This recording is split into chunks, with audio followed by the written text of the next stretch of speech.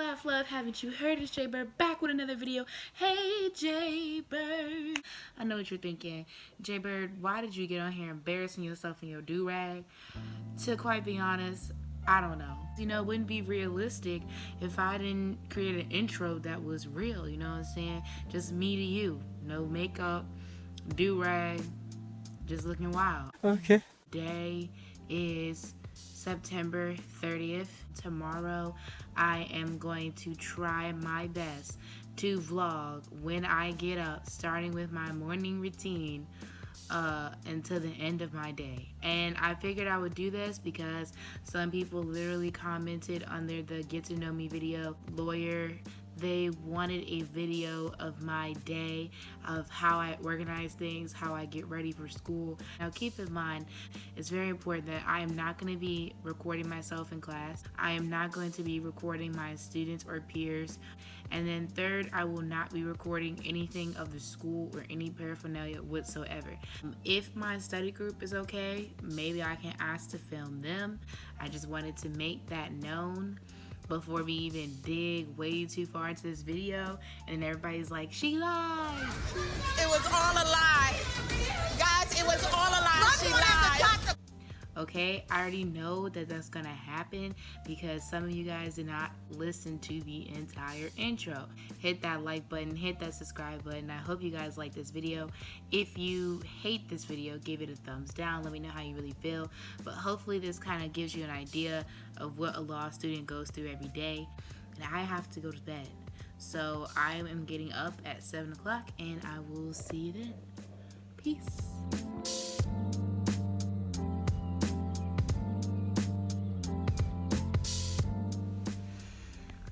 Good morning, guys. I am up. It is now 7:15 a.m. I set 2 alarms and I try to leave here every day by 8:15. I like to make my bed every day. Some people may not like that, but I do. I like to make my bed every day. And I've already picked out what I'm gonna wear. I pick out what I wanna wear every day, the day before, because I don't like rushing to think about what I'm gonna wear. Right now I know I look crazy, but sooner or later y'all will see the transformation from do-rag to wig, from night clothes to dress up clothes. And we are back, okay? So obviously my voice sounds 10 times better. And I have on clothes, I had to get dressed. We're just gonna keep going on. So now I'm about to do my hair. Right now it's about 7:50 probably. So yeah, it's about that time for me to finish my hair, brush my teeth. And then after that, I'm gonna make coffee and like pack my lunch. I just meal prep. So most of the time it doesn't take that long for me to make my lunch. Got to be glued, not sponsored. But today I have 3 classes. I have property, and then I have contracts, and I have Civ Pro. Wednesdays are one of my busiest days because my classes are back to back and I only have 1 hour for lunch. Versus today, I have like 2 hours before 2 o'clock. Like I get out at 11:50 out of my second class. So I have like 2 hours for lunch and like 2 hours to do homework and like go to the library and stuff like that. Now again, my schedule, I didn't pick my schedule. It was like picked for me because I am a 1L. And eventually when I become a 2L, I'll still have mandatory classes, but I'll be able to pick my own schedule. But for right now, I'm not able to like pick my own schedule. Every day, my classes generally start around 9 a.m. On Thursdays, my classes only have 2 classes and it doesn't start until 11. Tutorial is like a tutor session for 1Ls and we're paying for it, so basically we're allowed to go. Basically, it's just like a huge tutoring session with full of people from my class and my section. It's per section. There's actually like 3 1L sections right now. There's 101, 102, 103. I'm in 103. So we've done all that. I've done tutorial, I've gone to Academic Success Center, like literally I try to use as many resources as I can.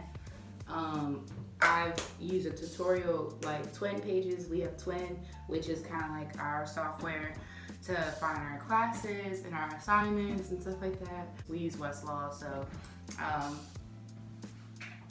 you might, I don't know, you know, when you go to law school, I don't know what they're gonna use, but I'm pretty sure they're probably gonna use that as well. Like for 1 hour across the country, we're basically all reading the same stuff and we're all getting taught the same thing. And I take critical thinking, which is basically like a 1 credit course to help you come up with study mechanisms and help like take practice tests. It's just to help us. Is it weird that I use mouthwash before, like after I brush my teeth? Do people do it before? Is that what it's for? Yeah, so it's about that time right now to make my coffee and stuff like that. And then I'll do my makeup after that. But I start with coffee. I am like old school when it comes to that. And my dad was like, why don't you have a Keurig? Like, you should have got a Keurig. I'm like, I don't want a Keurig, Dad. Like, I want to actually like brew the coffee. I put the coffee on the brew, and then I just like come back in the bathroom and start doing my makeup. I still haven't packed my lunch yet, but that's okay because it's only like 8 o'clock, and like I said, I try to leave here by 8:15 or 8:20 every day. And honestly, like there's property tutorial at 8:30, so sometimes I might go in there, or honestly I might just not. I might just sit outside and wait till class to start before, like, to get myself in the right mindset. So I might be filming that as well. If you thought that this whole like wake up routine was too much for this video, let me know. But I felt like you guys needed to see me like actually get up and get ready for the day. Sometimes like the school does email us and tell us this important person is coming today. And Wednesdays at my school is like basically, you know, to dress up. That's what I was told from a 2L, which is a 2nd year law student. We dressed up in business casual every day. Now, I know like for some people, that's gonna be really hard to like transition. It's actually really hard for me to transition, I'm not gonna lie. Like business casual for me was like khakis and a polo, or just like a simple like Sunday dress. Like, you know, not Sunday dress, but like a simple dress from Ross. But the way she wants you to dress up, like I don't know because I'm going to like a HBCU and girls are just black queens, so pretty. But it's like people really, really are dressing up. I mean, like for the gods, like they're not playing. They're just fancy looking and everything. And I'm over here in some dress pants, flats, and a shirt, and I'm like, or a blouse or a dress, and I'm like, nah, you guys can have that. I mean, like it's nice to dress up because I understand it builds confidence. For some people, like on exam day, I'm not gonna lie, I did dress up for exam day. Like I know if you were to go to court, you're obviously gonna dress up as much as possible, but if you're not gonna be going to court, honestly, I don't see the need of like dressing up like that. Okay, so very quickly guys, here's my laptop, and then I have my property book over here, which is the first class I have at 9. And then I have all my folders that are color-coded, which you'll see later today. And then I have my books where I left off. There's like these little tabs. And my laptop is always in the front. I have a pencil pouch, and then I just zip it on up. Like this has been one of the best investments. You've already seen this bag if you watch my Get to Know Me video, which you should go watch, by the way, because I want you guys to really get to know me. And if you would like to see another video like that, please comment below, like yes, do more videos answering questions, or maybe you guys can ask me certain questions, or let me know below in the comments what you want to see.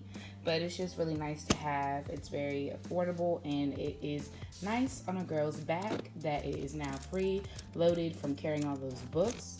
So now I'm getting ready to pack my lunch. All right, so I'm leaving a little bit later than what I would actually like. Low-key, I'm not gonna lie, it was pretty hard to get up this morning. Oh, sorry, I have speed bumps, so yeah, these speed bumps, if you don't like actually take care, go over them with caution, my phone will go everywhere and my car will go do-do-do-do-do. But peep that highlight though. So, I wish I could have stayed there longer because that would have been like a perfect thumbnail, no lie, which I think, I don't know, I might have been able to do it. Most of the time I get there at least 20 minutes or 15 minutes before class even starts. So right now I'm 20 minutes ahead of time before class starts. So I'm still in a good time frame. But anyways, what are we talking about in some of my classes, because I might not be able to film anything or record anything, obviously. So in property, we are talking about free estates right now. So dealing with life estates, dealing with fee simple absolutes, dealing with, which basically is just dealing with real property right now. And adverse possession, which is the unconventional means of acquiring property. I've been in school since August 12th. That's when classes started for me, not orientation. So I literally have been talking about adverse possession and disabilities and free estates and the statute of limitations and the requirements of doing so, and all the elements have to be met for certain rules.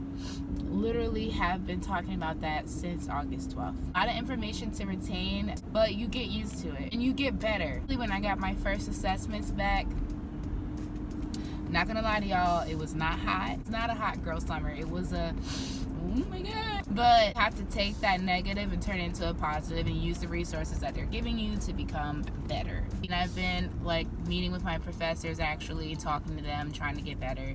So eventually I'm hoping that with these midterms things will be better.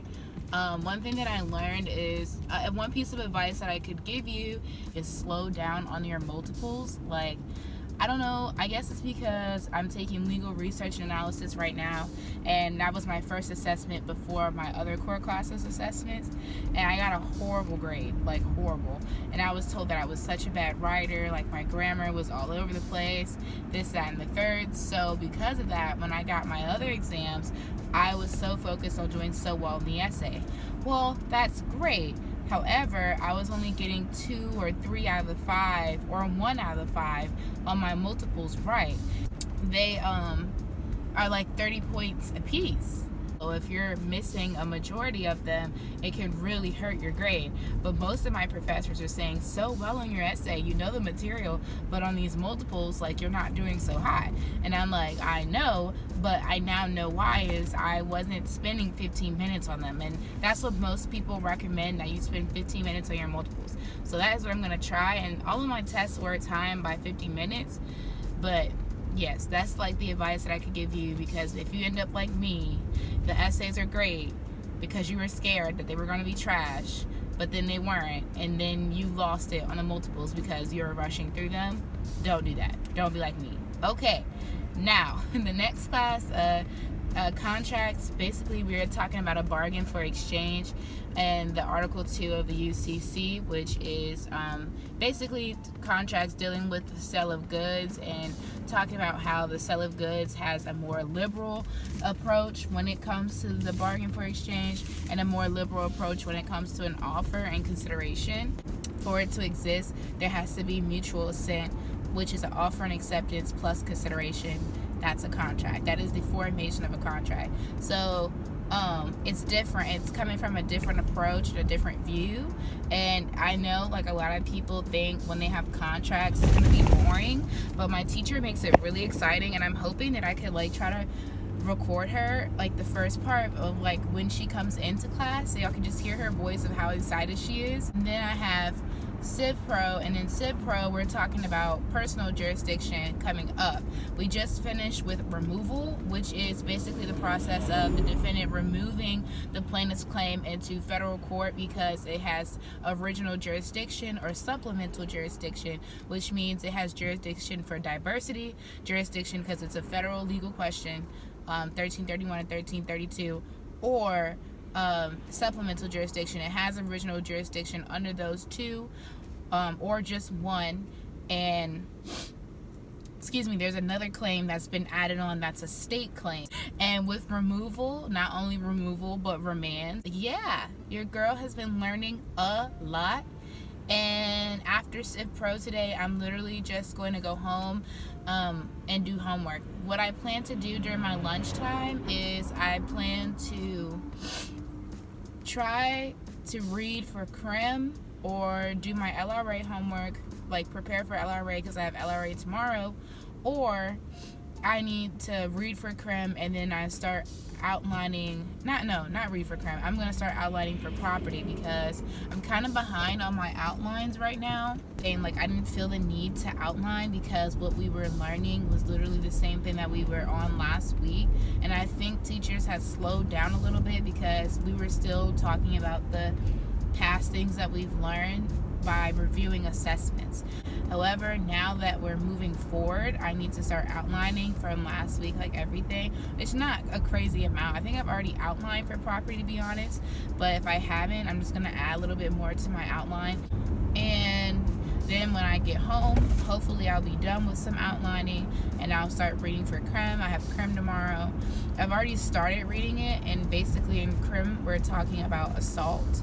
If you are doing self-defense in your home and someone breaks into your home, you have the right to do so. Well, the castle theory. And so it's just really tricky and intricate, and that's why I really want to like get down with my outlining because I want to have this definition set in stone. So I will say, like, I don't know if an outline will work for everyone, but I have found that like writing an outline sometimes works for me because I'm a visual and a kinesthetic learner, apparently. I don't know if that's like a real thing, but I took a test here and that's what they say I am. I kind of think it's true because I only learn by writing things over and over again or reading them over and over again and actually like moving around and doing it. So I've been like writing on a whiteboard, and that has seemed to help me retain information a lot. So I am finally here at the school. Now I just have to find a parking space.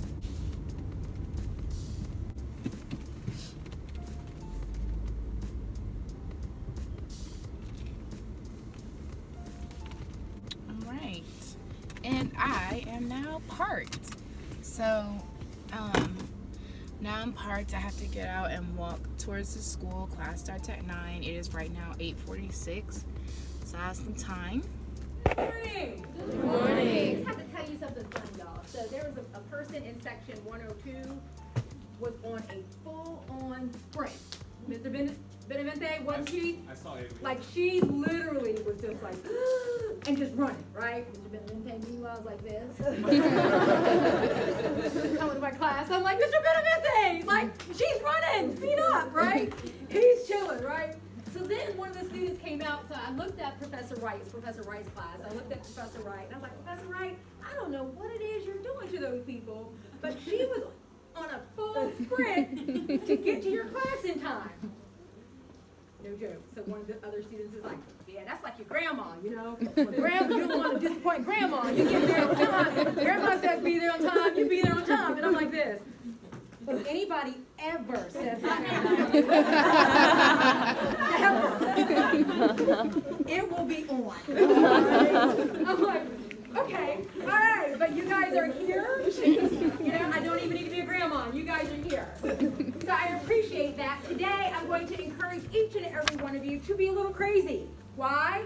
Because people who are crazy enough to think they can change the world are the ones who do. So I'm encouraging everyone to be crazy. So we are continuing in our discussion of consideration. Okay guys, so real quick, here is a little view of my Carol. I won it in a student lottery and I'm super excited. I'm so pumped. So excited. Oh my, that's made my day.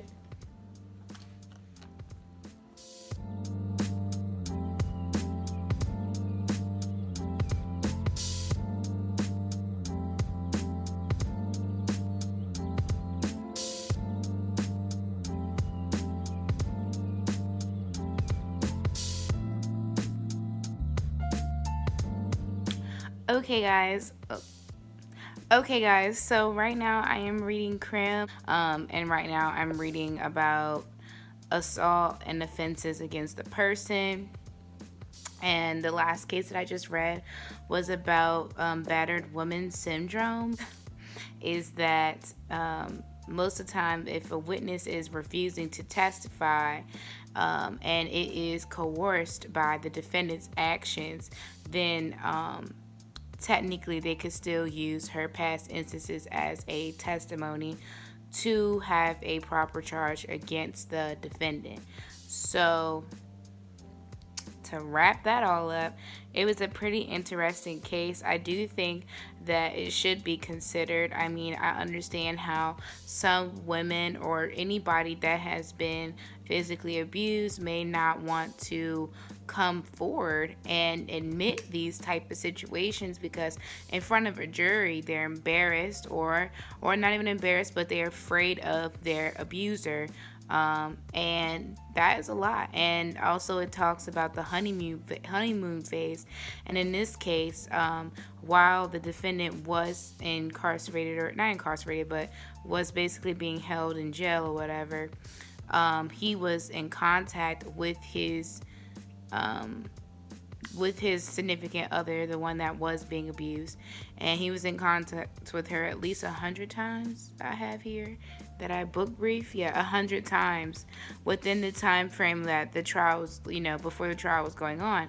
So in that 100 times, like, the defense was using an affirmative defense, saying that there was no abuse and there was no evidence of violence towards her from testifying. However, is still violent in the fact of a domestic violence issue because of that honeymoon phase. Basically him telling her, oh, I'm sorry, we'll get back together, I didn't mean to harm you, and blah blah blah, I'll take it back, I'll never do it again. But an abusive relationship, that is a cycle, and within that cycle, that honeymoon phase is still a part of the violence. So that was just really interesting to read. I hope what I just said made some sense. And that case was called, for crime law, it was called People versus Santiago, and it was in the Supreme Court of New York County in 2003. So honestly, I mean, that's it is a long time ago, but for me, that was my era. So it's not that long ago for me. But I thought that was a pretty interesting case to read. It was kind of lengthy, I'm not gonna lie, but I've already read another case in self-defense when it came to battered woman syndrome. So it kind of helped me have a better understanding of how to approach that expert testimony as well. So now I'm on the last case. The last case is called Commonwealth versus Matsos. Let me tell y'all, some of these cases is very difficult to read the names of these cases. But basically I'm going to show you guys how I highlight. I'll flip you guys around. I know some people write in the margins. I do write in the margins in some aspects. Like this, I have that is the defendant's objective, and that basically just means what the defendant was arguing and his legal theory as to why he should win the case. But I have a system here of highlighting. So this is how I book brief. It just looks neater to me. But anyways, when you brief, it just means that you are organizing the case as in a note or outline format, and you are basically identifying the citation, the issues, the legal theories, the objectives of each party, the parties, who they are, and why they're here. So the procedural history, basically the president charges, case law analysis, anything like that, all has to be identified in order for you to understand the holding, the reasoning of that holding, and the judgment, which is the final judgment of the case. So in this case, obviously I have highlighted in green. This is all the citation.